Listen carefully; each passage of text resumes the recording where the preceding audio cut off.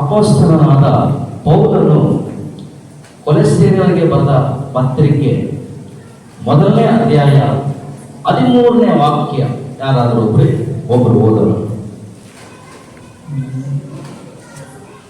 13ನೇ ವಾಕ್ಯ. ದೇವರು ನಮ್ಮನ್ನು ಅಂಧಕಾರದ ದೊರೆತನದಿಂದ ಬಿಡಿಸಿ ತನ್ನ ಪ್ರಿಯ ಕುಮಾರನ ರಾಜ್ಯದೊಳಗೆ ಸೇರಿಸಿದನು. ಆ ಕುಮಾರನಲ್ಲಿ ನಮ್ಮ ಪಾಪಗಳು ಪರಿಹಾರವಾಗಿ ನಮಗೆ ಬಿಡುಗಡೆಯಾಯಿತು. ಐದನೇದಾಗಿ, ನಾವು ದೇವರ ರಾಜ್ಯದ ಪ್ರಜೆಗಳಾಗಿದ್ದರೆ ನಮಗಿರುವಂಥ ಇನ್ನೊಂದು ಅಂಶ ಏನು? ಎಫೆಸದವರಿಗೆ ಬರೆದ ಪತ್ರಿಕೆ 6ನೇ ಅಧ್ಯಾಯ ವಾಕ್ಯ 14ರಿಂದ 18. ನೀವು ಬರೆದುಕೊಳ್ಳ್ರಿ, ಮನೆಯಲ್ಲಿ ಹೋಗಿ ಓದಿಕೊಳ್ಳ್ರಿ. ಎಫೆಸದವರಿಗೆ ಬರೆದ ಪತ್ರಿಕೆ 6ನೇ ಅಧ್ಯಾಯ ವಾಕ್ಯ 14ರಿಂದ 18. ಇಲ್ಲಿ ಆತ್ಮೀಕವಾದ ಕೆಲವು ಆಯುಧಗಳನ್ನ ನಮಗೆ ಬರೆಯಲ್ಪಟ್ಟಿದೆ. ತಲೆಗೆ ಒಂದು ಆಯುಧ ಇದೆ, ಕಾಲಿಗೆ ಒಂದು ಆಯುಧ ಇದೆ, ಸೊಂಟಕ್ಕೆ ಒಂದು ಆಯುಧ ಇದೆ, ಎದೆಯ ಭಾಗಕ್ಕೆ ಒಂದು ಆಯುಧ ಇದೆ, ಎಡಗೈಗೆ ಒಂದು ಆಯುಧ ಇದೆ, ಬಲಗೈಗೆ ಒಂದು ಆಯುಧ ಇದೆ. ಈ ರೀತಿ 6-7 ಆಯುಧಗಳು ಕುರಿತು ಈ ವಾಕ್ಯಗಳಲ್ಲಿ ಬರೆಯಲ್ಪಟ್ಟಿದೆ. ಇದು ವೆಪನ್ಸ್, ಆತ್ಮಿಕ ಆಯುಧಗಳು. ಇವುಗಳು ದೇವರ ರಾಜ್ಯದ ಪ್ರಜೆಗಳಾಗಿರುವ ಪ್ರತಿಯೊಬ್ಬರಿಗೂ ದೇವರಿಂದ ಕೊಡಲ್ಪಟ್ಟಿದೆ. ನಾವೆಲ್ಲರೂ, ನೀವೆಲ್ಲರೂ ದೇವರ ಪ್ರಜೆಗಳಾಗಿದ್ದರೆ, ದೇವರ ರಾಜ್ಯದ ಪ್ರಜೆಗಳಾಗಿದ್ದರೆ ಖಂಡಿತವಾಗಿ ಈ ಆಯುಧವನ್ನ ನಾವೆಲ್ಲ ಹೊಂದಿಕೊಂಡಿರಬೇಕು.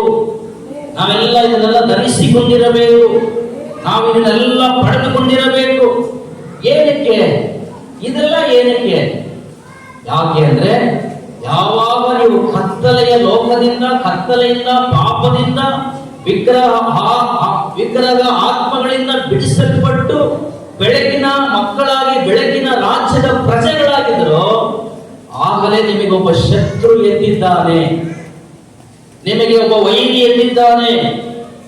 ನಿಮ್ಮನ್ನ ಗಮನಿಸುವುದಕ್ಕೆ, ನಿಮ್ಮನ್ನ ತಳ್ಳುವುದಕ್ಕೆ, ನಿಮ್ಮನ್ನ ಪೀಡಿಸುವುದಕ್ಕೆ, ನಿಮ್ಮಲ್ಲಿದ್ದಂಥವುಗಳನ್ನ ಕದಿಯುವುದಕ್ಕೆ, ನಿಮ್ಮನ್ನ ಹಾಳು ಮಾಡುವುದಕ್ಕೆ, ನಿಮ್ಮ ಪರಿಶುದ್ಧತೆಯನ್ನು ಕೆಡಿಸುವುದಕ್ಕೆ, ನಿಮ್ಮ ಪ್ರಾರ್ಥನಾ ಜೀವಿತವನ್ನು ತಡೆ ಮಾಡುವುದಕ್ಕೆ ಸೈತಾನನು ತನ್ನ ಪೂರ್ಣ ಬಲದಿಂದಲೂ ತನ್ನ ಸೈನ್ಯದಿಂದಲೂ ನಿಮ್ಮೊಂದಿಗೆ ಅವನು ಹೋರಾಟ ಮಾಡ್ತಾನೆ. ಹೇಗೆ ಹೋಗ್ಬಿಡ್ತೀಯ ನೀನು? ನನ್ನನ್ನು ಬಿಟ್ಟು ಹೋಗ್ಬಿಡ್ತೀಯ? ಇಷ್ಟು ದಿನ ನನ್ನ ಕೈಯಲ್ಲಿದ್ದೆ, ನಾನು ಹೇಳಿದಲ್ಲಿ ಕೇಳಿದೆ, ಇದನ್ನ ನಮಸ್ಕಾರ ಮಾಡು, ಇದನ್ನ ಪೂಜೆ ಮಾಡು, ಇದನ್ನ ಕುಡಿ, ಇದನ್ನ ತಿನ್ನು, ಈ ತರ ಮಾಡು, ವ್ಯಭಿಚಾರ ಮಾಡು, ಕೊಲೆ ಮಾಡು, ಪಾಪ ಮಾಡು ಎಂಬುದಾಗಿ ನಾನು ಹೇಳೋದನ್ನೆಲ್ಲ ಕೇಳ್ತಾ ಇದ್ದ ನೀನು ನನ್ನ ಕೈಯಿಂದ ತಪ್ಪಿಸಿಕೊಂಡು ಯೇಸುವಿನ ಮಗನಾಗಿ ಮಗಳಾಗಿ ದೇವರ ರಾಜ್ಯಕ್ಕೆ ಹೋಗ್ಬಿಟ್ಟಿಯಾ? ನಾನು ನಿನ್ನನ್ನು ಬಿಡೋದಿಲ್ಲ. ಯಾರಿಗೆ ಮಾತಾಡೋದು? ಸೈತಾನ. ಅದಕ್ಕೆ ಎಫೆಸದವರಿಗೆ ಬರೆದ ಪತ್ರಿಕೆ 6:12 ಹೇಳಲ್ಪಟ್ಟಿದೆ, ನಮಗೆ ಈ ಲೋಕದಲ್ಲಿರುವ ಮನುಷ್ಯರೊಂದಿಗೆ ಹೋರಾಟ ಇಲ್ಲ, ಆಕಾಶ ಮಂಡಲದಲ್ಲಿರುವಂತಹ ದುರಾತ್ಮನ ಸೈನ್ಯಗಳೊಂದಿಗೆ ನಮಗೆ ಹೋರಾಟ ಉಂಟು. ಈ ಲೋಕದ ಅಂಧಕಾರ ಲೋಕಾಧಿಪತಿಗಳೊಂದಿಗೆ ನಮಗೆ ಹೋರಾಟ ಉಂಟು. ದೆವ್ವ, ಪಿಶಾಚಿ, ಮಾಟ, ಮಂತ್ರಗಳು, ದುಷ್ಟ ಶಕ್ತಿಗಳು, ಅವುಗಳೊಂದಿಗೆ ನಮಗೆ ಹೋರಾಟ ಉಂಟು.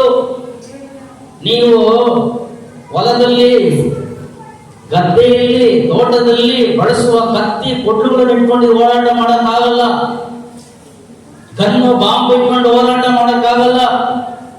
ಖಡ್ಗ ಇಟ್ಕೊಂಡ್ಬಿಟ್ಟಿದ್ದೀನಿ, ಬೆಲ್ಟ್ ಇಟ್ಕೊಂಡಿದ್ದೀನಿ, ರಾಡ್ ಇಟ್ಕೊಂಡಿದ್ದೀನಿ, ಇದರಿಂದ ಹೋರಾಡಕ್ಕಾಗಲ್ಲ.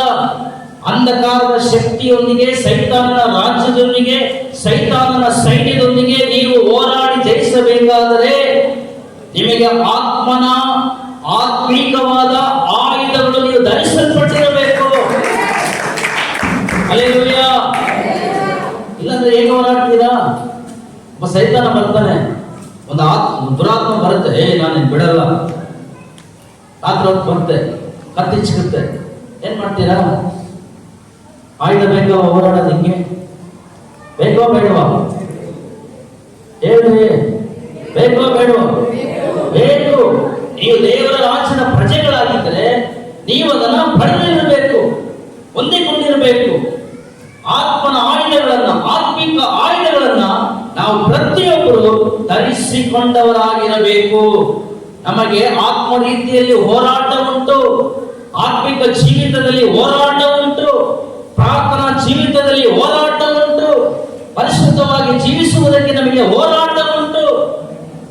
ಈ ಹೋರಾಟದಲ್ಲಿ ಸೈತಾನನನ್ನು, ಆತನ ಸೈನ್ಯವನ್ನು ನಾವು ಜಯಿಸಬೇಕಾದ್ರೆ ಈ ಆತ್ಮನ ನಮಗೆ ಕೊಡುವ ಆತ್ಮಿಕ ಆಯುಧಗಳು, ವೆಪನ್ಸ್ ನಮಗೆ ಖಂಡಿತ ನಾವು ಇಟ್ಕೊಂಡಿರಬೇಕು. ಹಲ್ಲೆಲೂಯಾ.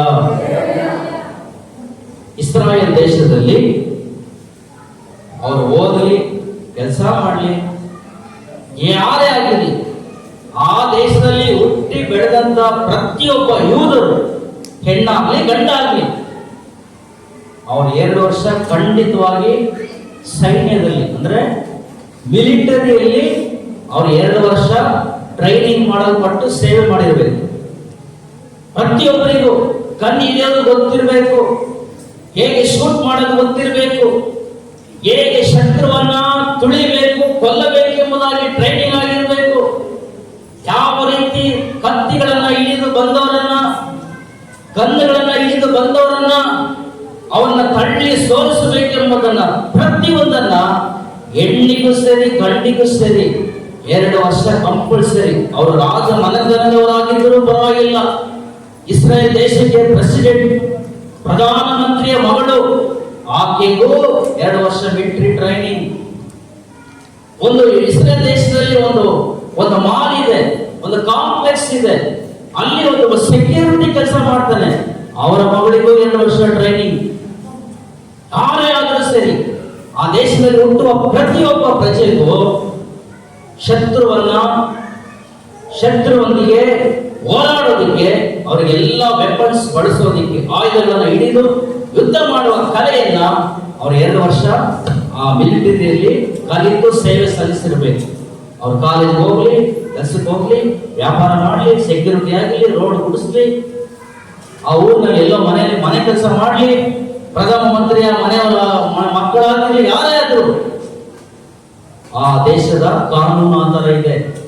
ಅದೇ ರೀತಿ ಪ್ರಿಯರೇ, ನಾವು ದೇವರ ಪ್ರಜೆ ಮಕ್ಕಳಾಗಿ, ನಾವು ದೇವರ ರಾಜ್ಯದ ಪ್ರಜೆಗಳಾಗಿದ್ದರೆ ನಿಮಗೂ ನನಗೂ ಆತ್ಮನ ಆಯುಧಗಳು ನಮಗೆ ಕೊಡಲ್ಪಟ್ಟಿದೆ, ಆತ್ಮಿಕವಾದ ಆಯುಧಗಳು ನಮಗೆ ಕೊಡಲ್ಪಟ್ಟಿದೆ.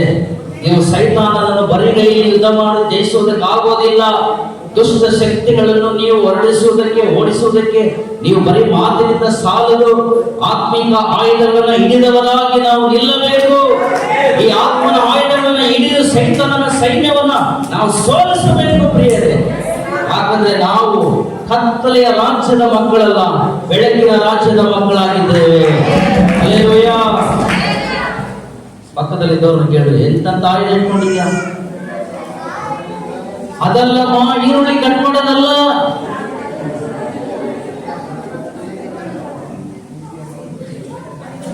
ತರಕಾರಿ ಹೆಚ್ಚೋದ, ಸೊಪ್ಪು ಕಟ್ ಮಾಡೋದ, ಆಪಲ್ ಕಟ್ ಮಾಡೋದ, ಆ ಆಯುಧಗಳನ್ನ ಆತ್ಮೀಕ ಆಯುಧಗಳು ಓದಿರ್ಬೇಕು. ಏನೇನು ಮನೇಲಿ ಓದ್ಕೊಡ್ರಿ. ಎಪಿಸೋದರಿಗೆ ಬರೆದ ಪತ್ರಿಕೆ 6ನೇ ಅಧ್ಯಾಯದಲ್ಲಿ ಬಹಳ ಸುಂದರವಾಗಿ ನಮಗೆ ಅಲ್ಲಿ ಬರೆಯಲ್ಪಟ್ಟಿದೆ. ಇದೆಲ್ಲ ಆಯುಧಗಳನ್ನ ನಾವೆಲ್ಲರೂ ಹೊಂದಿಕೊಂಡಿರಬೇಕು. ಹಲ್ಲೆಲೂಯಾ. ಒಂದೇ ಒಂದು ಹೇಳ್ತೀನಿ ಕೇಳ್ರಿ. ಎಕ್ಸಾಂಪಲ್, ರಕ್ಷಣೆ ಎಂಬ ತಲೆಗೆ ಕೊಡಲ್ಪಟ್ಟಂತ ಶಿರಸ್ತ್ರ, ಕಿರೀಟ, ಒಂದು ಹೆಲ್ಮೆಟ್. ಯಾಕೆ ಬೈಕಲ್ಲಿ ಹೋದಾಗ ಹೆಲ್ಮೆಟ್? ಅವ್ರಿಗೆ ತಲೆಗೆ ಏಟು ಬೀಳಬಾರದು. ನಮ್ಮ ಬೆಂಗಳೂರು ಪಟ್ಟಣದಲ್ಲಿ ಹೆಲ್ಮೆಟ್ ಇಲ್ಲ ಅಂದ್ರೆ ಫೈನ್ ಹಾಕ್ಬಿಡ್ತಾರೆ, 500 ರೂಪಾಯಿ. ಹೆಲ್ಮೆಟ್ ಇಲ್ವಾ, ಟ್ರಾಫಿಕ್ ಪೊಲೀಸ್ ಸೈಡಲ್ಲಿ ಹಾಕಿ 500 ರೂಪಾಯಿ ಫೈನ್ ಹಾಕ್ಬಿಡ್ತಾರೆ. ಪೊಲೀಸ್ ಇಲ್ವಾ, ಹೆಲ್ಮೆಟ್ ಇಲ್ಲದೆ ಹೋಗ್ಬಿಡ್ತೀವಾ, ಕ್ಯಾಮ್ರಾ ಇಟ್ಟಿದ್ದಾರೆ ಮೇಲೆ. ಆ ಸಿಗ್ನಲ್ ಹತ್ರ ಬಂದ್ರೆ ಸಾಕು, ಮೇನ್ ರೋಡ್ ಅಲ್ಲಿ ಬಂದ್ರೆ ಸಾಕು, ಜಂಕ್ಷನ್ ಅಲ್ಲಿ ಬಂದ್ರೆ ಸಾಕು, ಹೆಲ್ಮೆಟ್ ಇಲ್ಲ ಅಂದ್ರೆ, ಪೊಲೀಸ್ ಇಲ್ಲ ಅಂದ್ರೂ ಆ ಕ್ಯಾಮ್ರಾ ಫೋಟೋ ಹಿಡಿದು ನಮ್ಮ ಮೊಬೈಲ್ಗೆ ಕಳಿಸ್ಬಿಡುತ್ತೆ. ಅಟ್ಟು ಫೈನ್ 500 ರೂಪಾಯಿ. ಯಾಕೆ ಅಷ್ಟು ಜವಾಬ್ದಾರಿಯಾಗಿ ಸರ್ಕಾರ ಮಾಡ್ತಾ ಇದೆ, ಪೊಲೀಸ್ ಅಧಿಕಾರಿಗಳು ಮಾಡ್ತಾ ಇದೆ? ನಮ್ಮ ತಲೆಗೆ ಏಟಾಗಬಾರ್ದು, ಪ್ರಾಣ ನಷ್ಟ ಆಗಬಾರ್ದು, ತಲೆ ಸುರಕ್ಷಿತವಾಗಿರ್ಬೇಕು. ಹೌದಾ ನೀವು? ಹೌದು. ಅದೇ ರೀತಿನೇ ನಮಗೆ ಕೊಡಲ್ಪಟ್ಟಂತ ಈ ಶಿರವಸ್ತ್ರ, ತಲೆಗೆ ಕೊಡಲ್ಪಟ್ಟಂತ ಈ ಹೆಲ್ಮೆಟ್ ಏನು ಅಂದ್ರೆ ರಕ್ಷಣೆಯನ್ನ ಕಾಪಾಡುವುದಕ್ಕಾಗಿ. ಯಾಕೆಂದ್ರೆ ಸೈತಾನನಿಗೆ ಉದ್ದೇಶ ಏನು ಅಂದ್ರೆ ನಿಮ್ಮ ರಕ್ಷಣೆಯ ಆನಂದವನ್ನು ಕಿತ್ತುಕೊಳ್ಳಬೇಕು, ರಕ್ಷಣೆಯ ವಸ್ತ್ರವನ್ನ ಎಲ್ಲಾದರೂ ಸುಟ್ಕೊಳ್ಬೇಕು. ನೀವು ರಕ್ಷಿಸಲ್ಪಟ್ಟವರಾಗಿದ್ದರೂ ಹಿಂಚಾಗಿ ಹೋಗ್ಬೇಕು, ದೇವರನ್ನು ದೂಷಿಸಿ ದೇವರನ್ನ ಬಿಟ್ಟು ದೂರವಾಗಬೇಕು. ಆ ಒಂದು ಕಾರ್ಯಕ್ಕಾಗಿ ನಿಮ್ಮೊಂದಿಗೆ ಬಲವಾಗಿ ಹೋರಾಡ್ತಾನೆ. ಆದ್ರೆ ನಿಮ್ಮ ರಕ್ಷಣೆಯ ಕಾಯಲ್ಪಡುವುದಕ್ಕೆ, ನಿಮ್ಮ ರಕ್ಷಣೆ ಸುರಕ್ಷಿತವಾಗಿರುವುದಕ್ಕೆ, ರಕ್ಷಣೆಯ ಮಾರ್ಗದಲ್ಲಿ ನೀವು ನೆಲೆಯಾಗಿ ನಿಂತು ಮುಂದುವರಿಯುವುದಕ್ಕೆ ನಿಮಗೆ ಈ ಆಯುಧ ತುಂಬಾ ಅವಶ್ಯಕತೆ. ಅದಕ್ಕೋಸ್ಕರನೇ ಈ ಆತ್ಮಿಕ ಆಯುಧಗಳು ನಮಗೆ ಇರಬೇಕು, ನಾವು ಧರಿಸಿಕೊಂಡಿರಬೇಕು. Alleluia, alleluia.